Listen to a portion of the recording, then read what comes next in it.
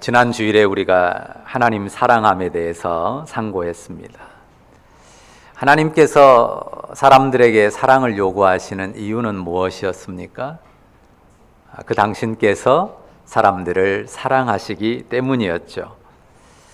십자가 언약 안에서 우리는 하나님의 사랑 안에 있습니다.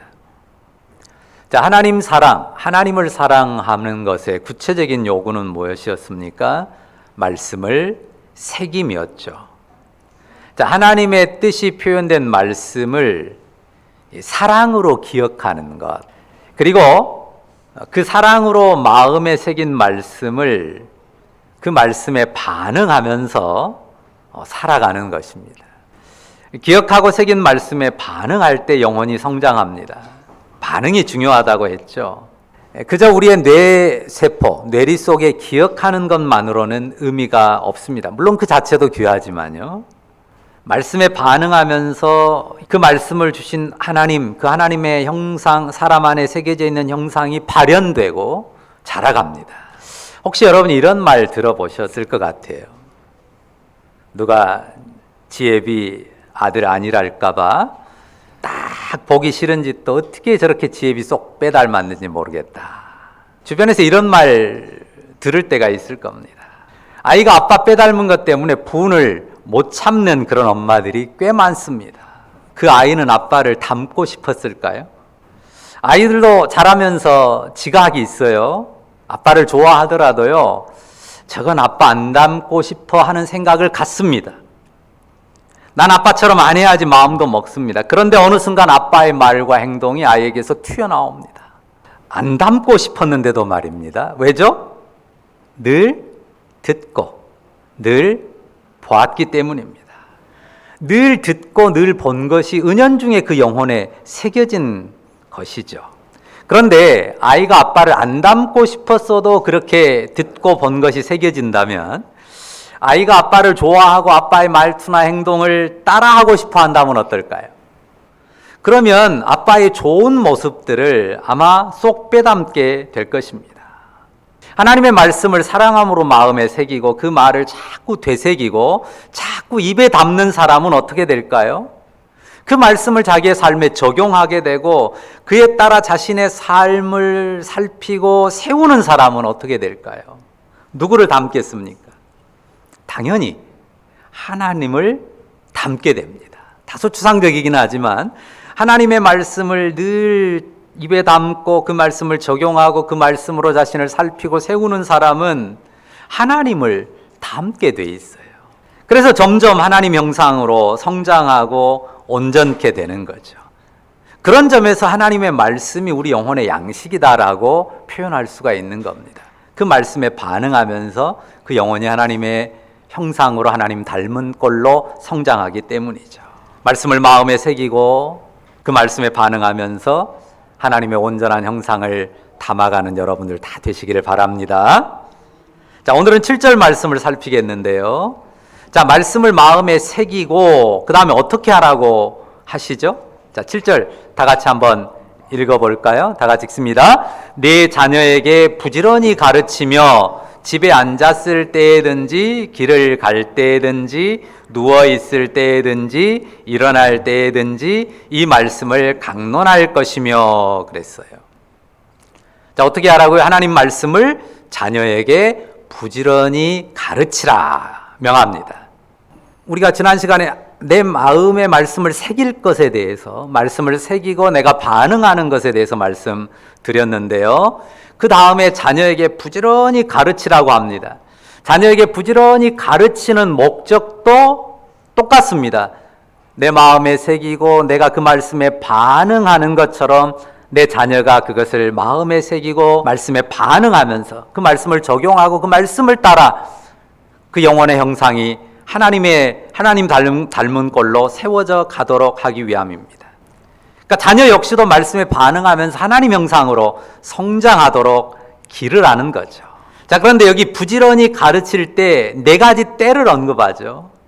자, 어떤 때요? 집에 앉았을 때, 길을 갈 때, 누웠을 때, 일어날 때. 이 네 가지 때를 말합니다. 이 네 가지 때는 대표적인 예시입니다. 그 외에도 다양한 때들이 있을 수 있죠. 뭐 갈 때가 있으면 올 때가 있겠고요. 뭐 눕기만 합니까? 엎드릴 때도 있죠. 그러니까 여기 네 가지 때를 말했지만 예시, 대표적인 예시고 일상의 모든 때와 상황에서 말씀을 가르치라는 것입니다. 우리말에는 강론하라 번역했는데요. 그냥 말하라. 영어로는 그냥 톡이라고 돼 있어요. 말하라. 그러니까 특정 상황에서 특정하게 책상에 앉혀놓고 강단에 서서 강론하라. 뭐 이런 의미가 아니고요. 하나님의 말씀을 모든 일상의 자연스러운 상황에서 편하게, 자연스럽게 말하라는 거죠. 그런데 부지런히 가르치라 그랬어요. 이 부지런히라고 하니까요, 우리가 뭔가를 막 열심히 가르치는 이미지를 떠올릴 수도 있는데, 물론 그런 부분도 없는 건 아니지만요. 자, 부지런히 가르친다고 할 때 모든 상황에서 하나님의 말씀을 가르치는 게 아주 몸에 배 너무 자연스러운 일상의 이미지를 이루도록 요구하는 것입니다. 부모가요, 자녀에게 뭘 가르치는지를 보면 그 부모가 소중히 여기는 것이 뭔지를 알 수 있어요. 자, 혹시 길에서 이런 문구 보신 적 있어요? 위급한 상황이면 아이를 먼저 구해주세요. 뭔 저런 걸 써붙이고 다니지? 좀 의아하게 보기는 했는데요. 뒤편 창 유리에 이런 스티커를 붙인 차량들이 꽤 있습니다. 사고를 염두에 둔 말이지만요, 거기에 어떤 표현이 있어요. 내 생명보다 더 소중한 아기가 타고 있어요 라는 표현이거든요. 서울은 잘 모르지만 장춘당 공원 있는 그쪽 가면 족발집들이 많아요. 그런데 그곳에서 이렇게 족발집 해가지고 아주 돈을 많이 번 할머니가 한 분 계셨어요.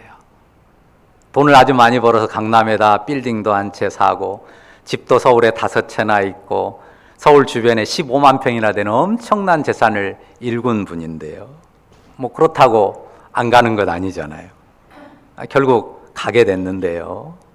정말 마지막 돌아가시는 순간에 자녀들을 이렇게 모인 가운데 그 들리지 않는 작은 목소리로 한마디를 하셨어요. 혹시 들어본 분이 있을지 모르겠어요. 고기는 얇게 썰어라. 이 좀 웃프다고 해야 되나요? 좀 웃을 수는 없지만 굉장히 슬픈 이야기죠. 이 할머니의 유언 속에 그분이 소중히 여기는 게 들어있어요. 뭐가 소중한 거예요? 사는 데는 돈이 제일 소중해. 근데 돈 잘 벌려면, 지금 너희들이 하고 있는 이 업으로 돈 잘 벌려면 어떻게 해야 돼? 고기 얇게 썰어서 최대한 비용을 줄여야 돼. 그 자기 평생의 노하우를 지금 마지막 순간까지 자녀에게 이야기하는 거예요. 우리가 들을 때는 뭔가 참 안타까운 이야기지만 결국 사람은 자기의 정말 소중하게 여기는 것을 자녀에게 말한다는 거예요. 여러분은 평소에 자녀들에게 무슨 말을 제일 많이 합니까? 자, 대한민국 부모들이 일반적으로 자녀들에게 가장 많이 입에 담는 말은 뭐예요? 공부해라. 대부분 일치하죠. 대부분의 대한민국 부모들이 가장 많이 입에 올리는 말은 공부해라. 공부했냐? 공부 왜 안 해? 그러니까 어떤 생각이 지배적인 거예요? 인생을 잘 살려면 공부 잘해야 돼. 그래야 좋은 대학 가고 좋은 직장 취직해서 잘 살 수 있단 말이야. 이게 우리 사회의 되게 지배적인 하나의 정서예요. 그게 부모들의 입에서 정말 중요한 가치로 아이들에게 전달되는 거죠. 여러분은 인생의 마지막 순간에 내 자녀들에게 어떤 말을 남기겠습니까? 하나님 말씀 잘 배우고 하나님 말씀 늘 붙잡고 묵상하고 그 말씀에 따르고 그 말씀으로 네 삶을 잘 읽어야 된다. 이 말을 공부하라는 말보다 더 많이, 그리고 더 자주 할 수 있다면 좋겠어요. 우리 아이들 키울 때요, 아이들에게 가장 먼저 가르치는 언어가 뭐죠? 가장 먼저 어떤 언어를 가르치나요? 갓난 아이에게 맘마 먹자, 뭐 우유 젖 먹자, 아니면 기저귀 갈자. 사실 갓난 아이에게 할 수 있는 가장 기본적인 말들이 그거잖아요. 그러다가 이제 조금 크면 아이 입에 자꾸 어떤 말을 가르쳐 주려고 해요? 엄마 해봐. 엄마, 아빠. 뭐 이런 식으로 자꾸 아이의 입에 그 말을 가르친단 말이죠. 부모가, 어른들이 아이들에게 들려주는 말이 이 성장 단계에 따라 다릅니다. 아주 어릴 때하고 점점 커갈수록. 그러면 이 신명기 말씀, 부지런히 자녀에게 하나님 말씀을 가르치라고 했는데요. 어떻게 우리의 자녀들에게, 우리의 후손들에게 하나님 말씀을 가르칠까요? 유대인들은요, 젖먹이 아이를 가진 그 부모들이 그냥 젖 줄 때 그냥 혼자 성경을 암송해요. 그냥 우리말로 하면 태초에 하나님이 천지를 창조하시니라 땅이 온돈하고 공허하며 흑암이 깊음에 그냥 창세기를 그냥 쭉 외우는 거예요. 율법을. 그냥 그거를 즐겁게 엄마가 젖주면서 그냥 외워요. 그러니까 아이들의 귀에 익숙합니다. 그 말이 뭔지는 모르지만 일단 아이들의 귀에 익숙하도록 성경을 들려줘요. 그것도 하나의 좋은 방법이고요.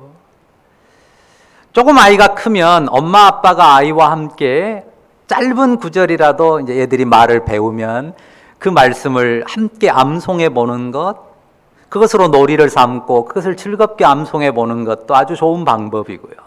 또 좋은 방법 중에 하나는 찬송, 이 성경 가사가, 성경의 말씀이 담긴 이 찬양을, 그 노래를 아이와 함께 즐겁게 부르는 것도 아주 좋은 방법입니다. 글을 읽을 수 있는 아이들하고는 성경을 같이 펴놓고 정기적으로 시간을 정해놓고 성경을 읽고 새기는 것도 매우 중요한 일이죠. 사실 이 가르침, 부지런히 가르치라고 했는데요. 자녀와 함께하는 모든 순간이 가르침의 과정입니다. 어느 특정한 시간에만 애가 배우고 어느 특정한 시간에만 가르치는 게 아니에요. 가르치든 안 가르치든 부모는 가르치고 있고 아이는 배우고 있습니다. 그 조부모하고 사는 어떤 어린아이가 있었는데요. 얘가 걸으면서 자꾸 뒷짐을 지는 거예요. 왜 그럴까요? 할아버지가 걸을 때 뒷짐 지고 걷는 거를 자꾸 봤거든요. 그러니까 지도 따라서 흉내 내는 거예요. 뒷짐을 쳐요. 요즘 애들이 떡 안 좋아하잖아요. 근데 떡보 아이 있거든요. 우리 지유가 떡 좋아한다 그랬나요? 엄마 아빠가 막 자꾸 떡 맛있다고 가르쳐 준 거 아니에요. 할아버지가 떡 좋아하니까. 그냥 옆에서 떡 맛있게 먹으니까 저게 맛있을까? 저게 맛있나? 나도 먹어볼까? 자꾸 먹어보다가 그게 입에 익숙해지니까 떡보 아이가 되는 거죠. 집에 앉았을 때, 길을 갈 때, 누웠을 때, 일어날 때, 그 외에도 수많은 때 자연스럽게 귀에 들리고 눈에 들어온 부모나 어른들의 말과 행동, 그것을 듣고 본대로 따라서 하는 겁니다. 그래서 들려주는 것, 보여주는 게 중요해요. 그러니까 가르치는 순간만이 중요한 게 아니에요. 내가 말로 가르치지 않고 가르치려고 의도하지 않을 때도 내가 말하는 것, 내가 보여주는 것을 아이는 다 눈으로 보고 배웁니다. 그게 영혼에 새겨집니다. 그리고 그것을 따라해요. 그게 놀라운 그 인격체의 모습입니다. 자, 하나님의 말씀을 귀에 들려주고 또 기억하고 마음에 새기도록 가르치는데요.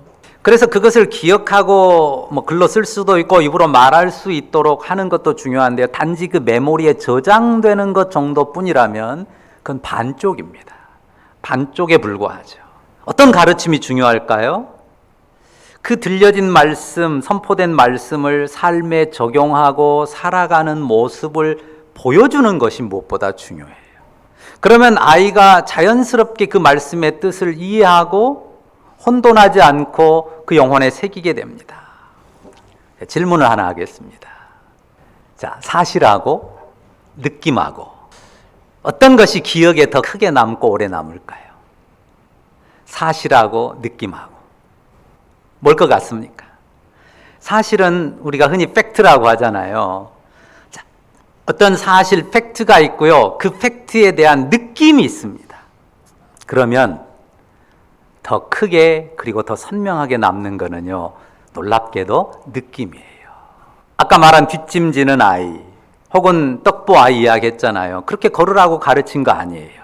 먹으라고 강요한 것도 아닙니다. 근데 뭐가 있었어요? 아이에게 호기심이 생겼고 그것이 어떤 느낌으로 다가왔어요? 좋은 느낌으로 다가왔어요. 좋은 느낌. 좋은 느낌으로 전달됐어요. 그래서 따라한 것이고 따라하다 보니까 그게 자기 것으로 습득이 된 겁니다.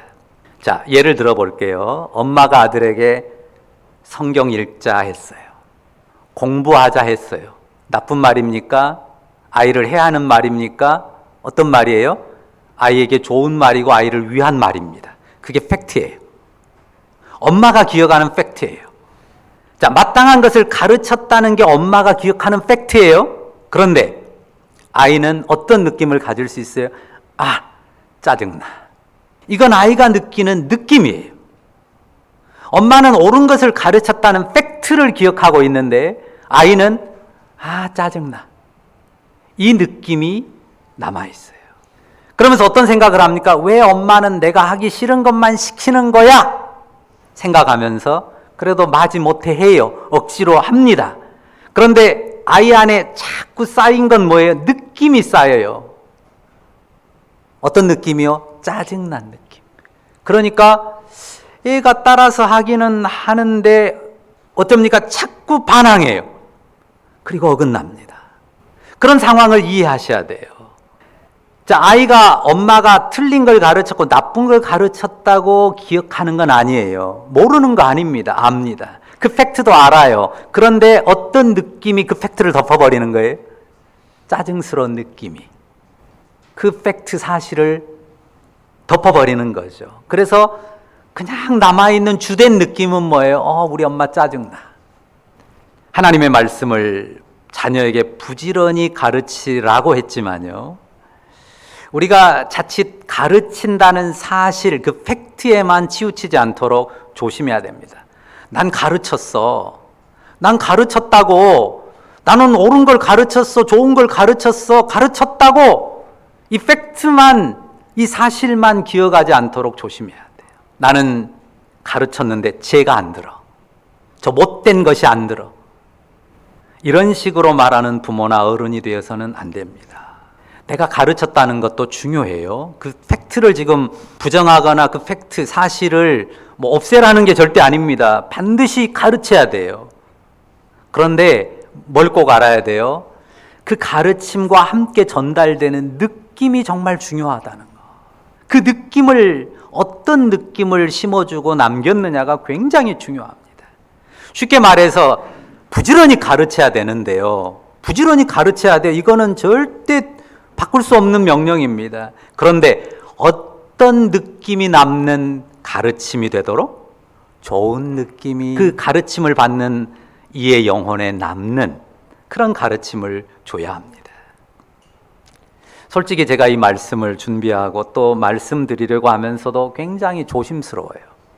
제가 이런 설명을 한다고 해서 그 느낌이 칼로 무 자르듯이 딱 몇 번의 말이나 행동으로 뒤바꿔 놓을 수 있는 게 아니란 말이에요. 그렇다라는 것을 일단은 이해를 하시고요. 분명히 알 것은, 자, 그런 느낌은 오래 상당 기간 쌓여 있다는 사실을 인정을 해야 돼요. 그런데도 부모들은 무엇에 자꾸 집착합니까? 난 옳은 걸 가르쳤잖아. 난 옳은 걸 가르쳤어. 이 사실에 자꾸 집착해요. 왜 더 집착하냐면요. 그 옳은 걸 가르치기 위해서 내가 얼마나 희생했는데, 얼마나 수고했는데, 네가 그 옳은 걸 안 알아줘. 그 사실을 왜 몰라줘? 이 슬픔이 있단 말이에요. 그러니까 더 아이의 반응에 부모는 화가 나는 겁니다. 그래서 아이의 감정이나 느낌을 더 살피기가 어려워져요. 왜? 내 팩트, 내 사실에 집착하게 되니까요. 근데 어린이들과 청소년들만 그러는 게 아닙니다. 잘 생각해 보세요. 어른들은 어때요? 형제들 사이는 어떻습니까? 자녀와 나이 든 자녀와 나이 더 많은 부모 사이에도 그런 느낌들이 남아있고, 어떤 분은 자신이 생각하는 옳은 사실만 더 기억하기도 하고, 그래서 충돌이 부모와 자녀 간에 또한 형제들 간에 그 갈등이 해소되지 않는 경우들을 많이 보게 됩니다. 그리고 아까 말한 것처럼 굉장히 조심스럽고 안타까운 거는 한두 마디의 말로, 한두 차례의 노력으로 이게 그냥 딱 뒤바뀔 수 있는 게 아니라고 하는 겁니다. 부모와 자녀의 관계라는 게 그렇습니다. 자, 일단 어렸을 때부터 생각해 봅시다. 일단 어렸을 때는 부지런히 가르치는 게 중요해요. 어렸을 때는 특히 정말 부지런히 가르치는 게 중요합니다. 갓난 아이들, 이제 막 자라는 아이들, 언어를 배우는 아이들, 하나님의 말씀을 따라 그 삶을, 질서를 잘 세워주는 게 대단히 중요합니다. 시시때때로 듣게 하고 읽게 하고 배우게 해야 됩니다. 그런데 무엇보다 그 가르침에 어떤 거를 담아줘야 된다고요? 좋은 느낌. 좋은 느낌을 남겨줘야 됩니다. 힘들 때도 있고 어려울 때 있어요. 어떻게 좋은 느낌만 줍니까? 그렇게만 해야 된다는 거 아니에요. 어떻게 좋은 느낌만 주냐고. 힘들 때도 있고 막 아이하고 그냥 갈등하고 싸우고 힘겨루게 할 때 있어요. 그런 때가 당연히 있습니다. 왜요? 아이가 하기 싫어도 해야 될 것도 있고 질서도 가르쳐야 되고 예절도 가르쳐야 되니까 막 힘써 씨름할 때도 있단 말이죠. 그런데도 주된 느낌이 훨씬 더 많은 느낌이 그래도 우리 엄마가 진짜, 우리 아빠가 진짜, 우리 할아버지가 진짜, 할머니가 진짜 참 나한테 좋은 거를 주려고 했어 하는 그런 느낌. 그래, 좋았어. 힘들 때도 있었지만 이런 느낌, 그게 남아야 된다는 거죠. 제일 많이 남아야 될 느낌이 뭐겠어요? 자, 하나님을 사랑해야 된다라고 했을 때 먼저 하나님이 나를 사랑하고 너를 사랑한다는 그 가르침이 주어져야 되잖아요. 근데 그 가르침을 주는 아빠, 엄마에게서 사랑을 못 느껴요. 두려움을 느끼고 윽박지르고 공격하는 그런 모습들의 더 느낌이 크다면 하나님의 사랑이 그 영혼에 느껴진다는 게 어렵죠. 그러니까 하나님이 사랑이심을 가르칠 때 그 하나님의 사랑이심이, 하나님 사랑이심이 아이의 영혼에 비춰지도록, 나를 통해서 하나님의 사랑이 반사되도록 아이가 사랑받는다는 느낌, 가장 많이 새겨줘야 될, 남겨줘야 될 그 영혼의 느낌은 내가 사랑받았구나, 내가 사랑받는구나, 하나님도 그렇게 날 사랑하실까? 눈에 안 보이지만 눈에 보이는 엄마 아빠가, 어르신들이, 또 주변에 믿는 분들이 이렇게 날 사랑하는 거 보면 하나님도 날 이렇게 사랑하나 봐, 그런 느낌을 가질 수 있도록, 이게 가르침 과정 전체에서 남는 게, 주되게 남는 게 즐겁고 행복한 느낌이어야 된다는 말입니다. 그러니까 부모가 자녀에게 하나님의 말씀을 부지런히 가르쳐야 돼요. 그런데 그 과정에서 어떤 느낌이요? 즐겁고 행복한 느낌, 무엇보다 사랑받는다는 느낌을 남겨주도록 힘쓰고 또 주의해야 합니다. 그런 과정을 통해서 자녀는 사랑의 기쁨과 행복을 깨닫습니다. 그리고 하나님 경외하며 그분 말씀으로 살아가는 영혼으로 성장하게 됩니다. 자, 이게 없으면 부모가 하나님 말씀을 부지런히 가르칠수록 어떤 취급을 받을까요? 부모를 어떤 취급해요? 요즘 젊은 사람들이 싫어하는, 어른들을 일컫는 그 전문 용어 있잖아요. 그렇죠. 꼰대 취급 당합니다. 속으로만 생각하더라도 저 꼰대. 이런 생각 자리 잡으면 어때요? 가르침이 효과가 꽝입니다. 가르침 받는 아이나 또 청소년이든 어른이든 가르침 받는 사람이 저 꼰대, 이런 딱 느낌으로 가르치는 사람을 보기 시작하면 꽝입니다. 언제 보니까 꼰대 라떼라는 노래가 있더라고요. 언제 나왔는지 모르지만 희한해서 한번 그 가사를 제가 찾아봤어요. 그랬더니 가사를 훑어보니까 결론이 이렇더라고요. 제발 그만해, 리필은 됐습니다, 꼰대 라떼, 이러고 끝나더라고요. 참 어렵습니다. 하나님 말씀을 부지런히 가르쳐야 돼요. 그런데 또 어떤 느낌은 피해야 돼요? 꼰대 라떼 느낌은 피해야 된단 말이에요.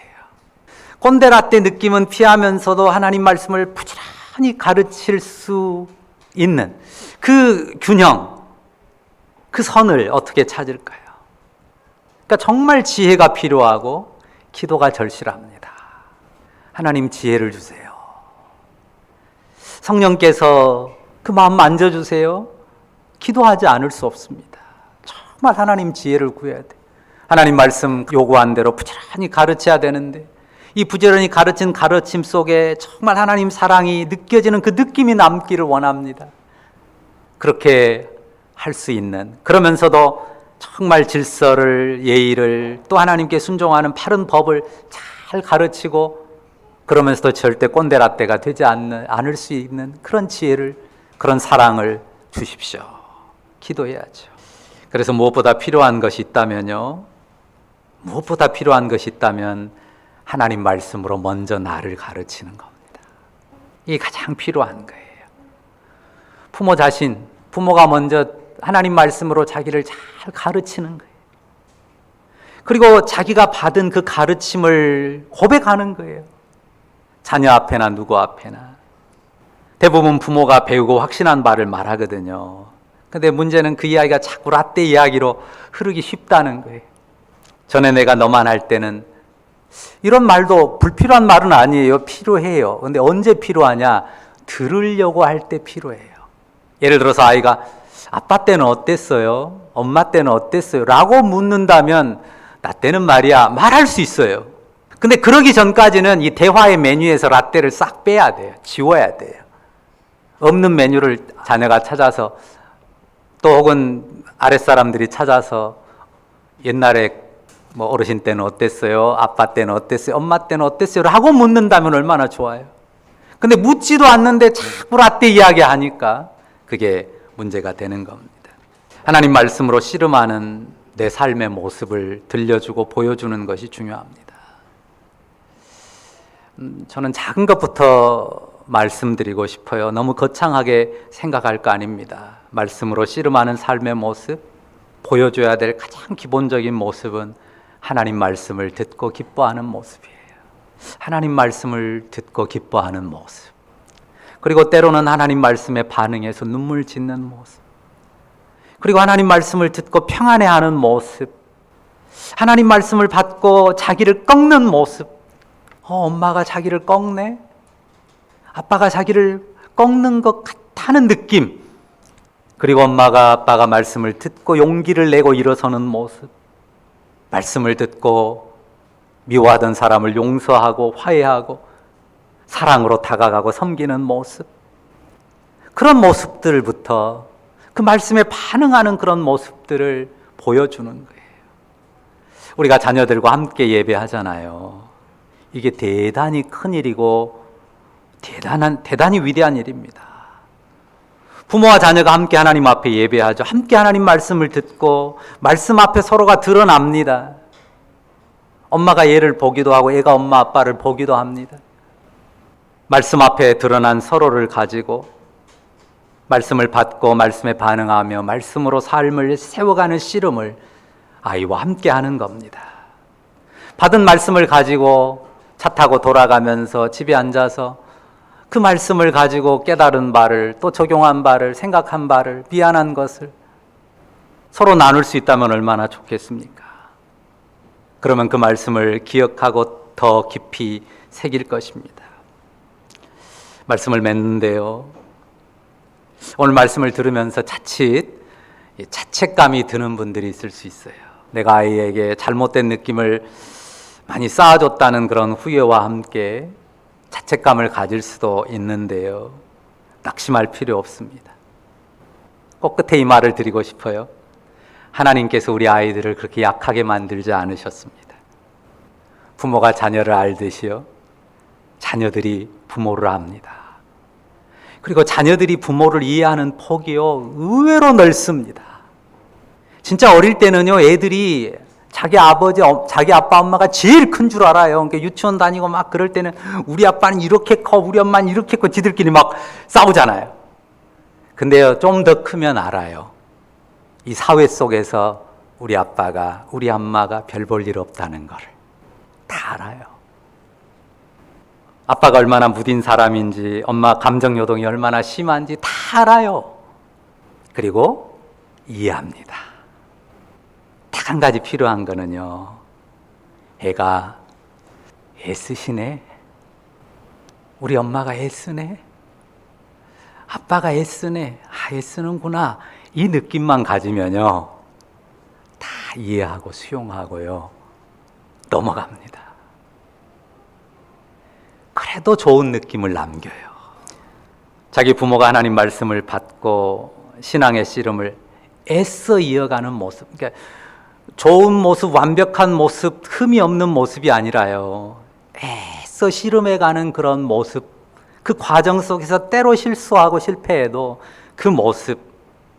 또 그런 가운데서도 자녀를 하나님 말씀으로 가르치려고 애쓰는 모습만 느낀다면 말입니다. 그 신실함만 느끼게 해줄 수 있다면 우리가 많이 부족해도요, 절대 부족한 게 아닙니다. 충분합니다. 삶의 가장 소중한 것을 자녀에게 주기를 원하는 부모 여러분, 하나님 말씀을 부지런히 가르치면서 나 자신과 자녀의 삶을 복스럽게 만들어가는 그 가운데 축복의 통로가 되는 가정들 되시기를 간절히 바라고 축원합니다. 기도하십시다. 사랑의 주님, 하나님 사랑하고 사랑하는 하나님 말씀을 마음에 새기고 그 말씀을 자녀에게 부지런히 가르치라고 명해 주셔서 감사합니다. 우리가 자녀에게 부지런히 가르치면서 정말 하나님의 사랑을 새겨줄 수 있는 그런 좋은 느낌들을 남기는 부모일까 생각해 보면 우리에게 부족함이 너무 많습니다. 하지만 그것 때문에 포기하거나 주저앉는 게 아니라 하나님 말씀에 순종해서 더 열심히 가르치되 그 가르침에 더 좋은 하나님 사랑의 느낌을 새겨넣고 꼭꼭 담아낼 수 있는 가르침에 탁월한 사람들 되기를 원합니다. 하나님, 우리 모두가 그런 하나님의 사람들로 주님의 가르침을 받고 행할 수 있도록 우리를 능하게 하시며 지혜롭게 하시옵소서. 주를 의지합니다. 감사드립니다. 예수님의 이름으로 기도합니다. 아멘.